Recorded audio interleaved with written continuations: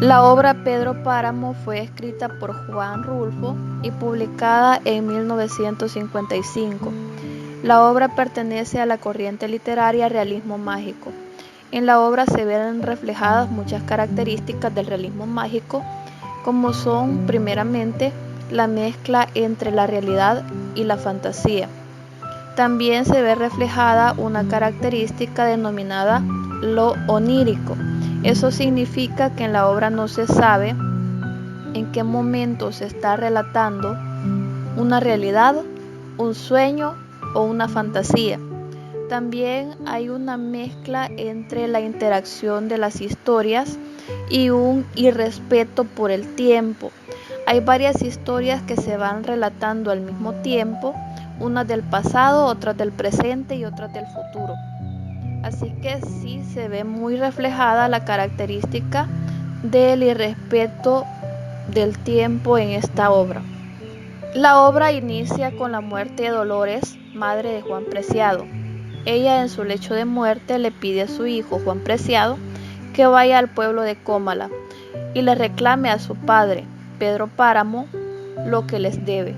Al principio Juan Preciado no se siente muy convencido de buscar a su padre, pero luego las ilusiones y la curiosidad lo llevan a tomar la decisión de emprender el viaje a Cómala. Juan Preciado emprende el viaje y cuando está a punto de llegar, se encuentra a un hombre en la carretera, a quien le pide de favor llevarlo a su destino.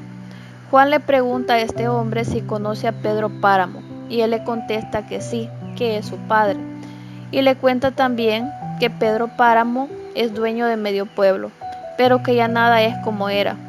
También le dice que no es uno de los hijos preferidos de Pedro Páramo, que Pedro Páramo ha tenido muchísimos hijos y que él quién es, a lo que Juan también responde que es otro hijo más de Pedro Páramo.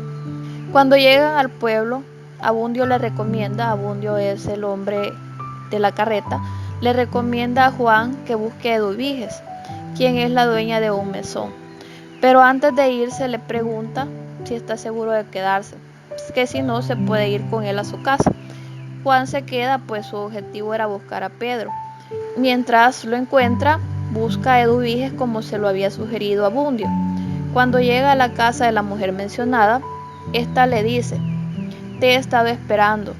Doloritas, tu madre, me avisó que venías.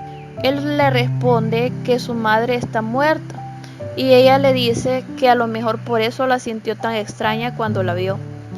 La mujer le dice a Juan que tiene un cuarto preparado para él, pero cuando llegan al cuarto este está vacío y ella le dice que si está cansado, eso no importará.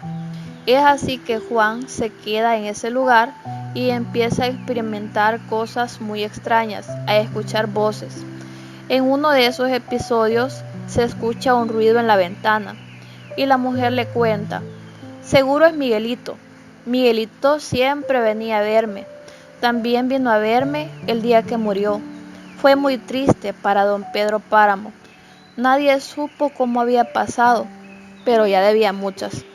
Eduviges también le cuenta a Juan Preciado que estuvo a punto de ser su madre, porque el día de la boda, Dolores, la madre de Juan, cuando se iba a casar esta con Pedro Páramo, Dolores por una superstición acudió a su gran amiga Eduviges y le pidió que la sustituyera en la noche de bodas.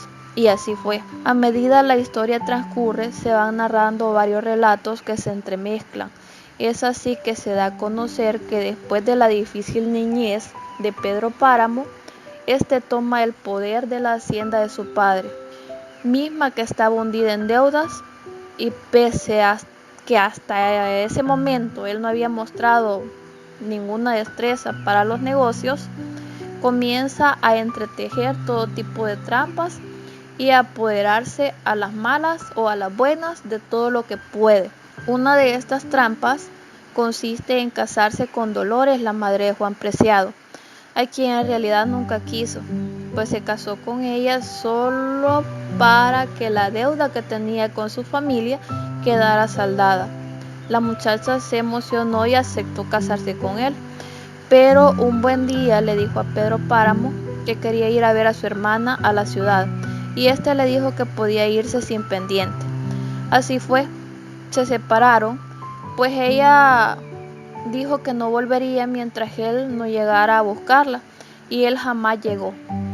Juan Preciado sigue en la casa de Dubíes y de pronto comienza a sentir una sensación extraña.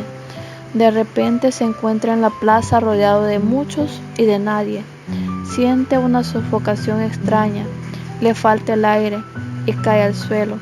Al despertar se encuentra en una casa vieja a la que le falta la mitad del techo. En esta casa residen un hombre y una mujer, ambos de apariencia extraña.